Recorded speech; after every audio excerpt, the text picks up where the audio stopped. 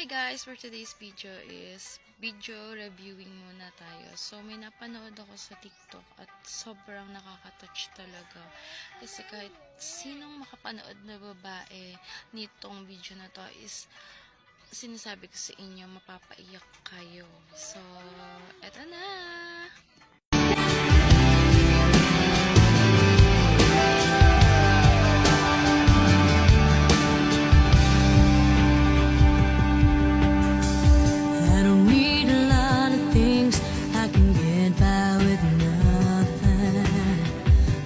Blessings life can bring, I've always needed something, but I've got all I want when it comes to loving you.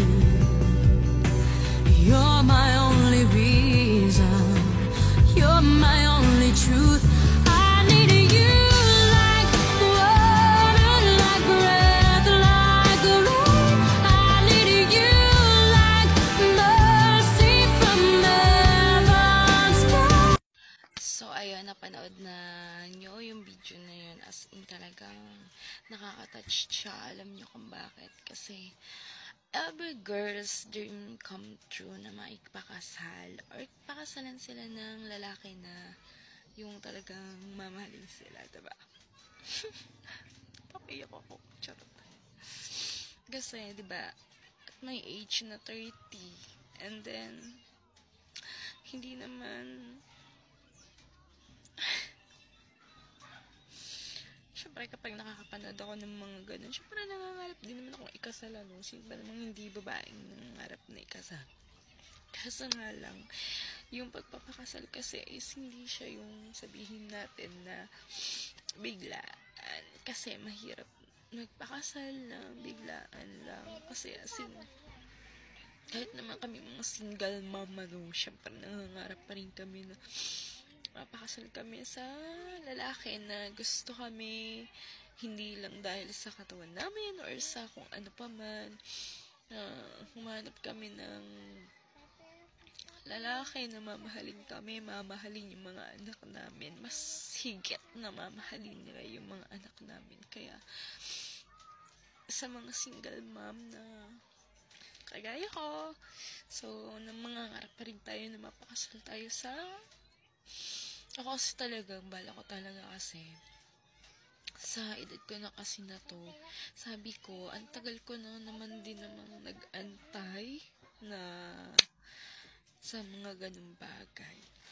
So, ang pinakang gusto ko talaga kapag ako ikakasal, sinasabi ko din sa jowaers ko, talagang gusto ko sa simbahan, sabihin ng maarte ako, talagang gusto ko sa simbahan talaga.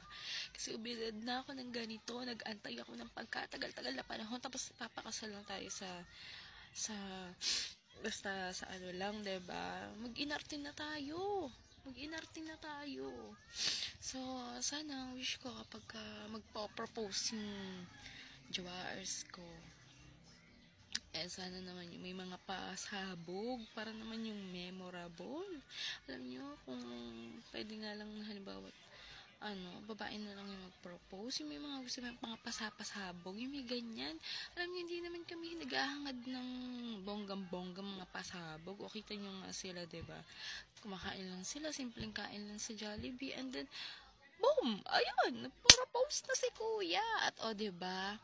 Aminin nyo, hindi sila batang-bata. Na siguro ko, may mga anak na rin sila. And then, hindi natin alam kung baka may apo na rin sila, diba? Pero tingnan mo, yung sa tamang panahon at pagkakataon, diba? Kaya, wala lang, na-touch lang ako kasi napaka-sweet. Alam mo yun, yung napaka-simple lang niya, pero basag na basag talaga. Napaka-memorable ng nangyaring yun para kay ate. Sobrang kilig na kilig siya. Sana kiligin din ako ng ganon. Charot! So, ayun lang. Thank you for watching, and sorry kung ako'y napaiyak ninyo. So, ayun lang.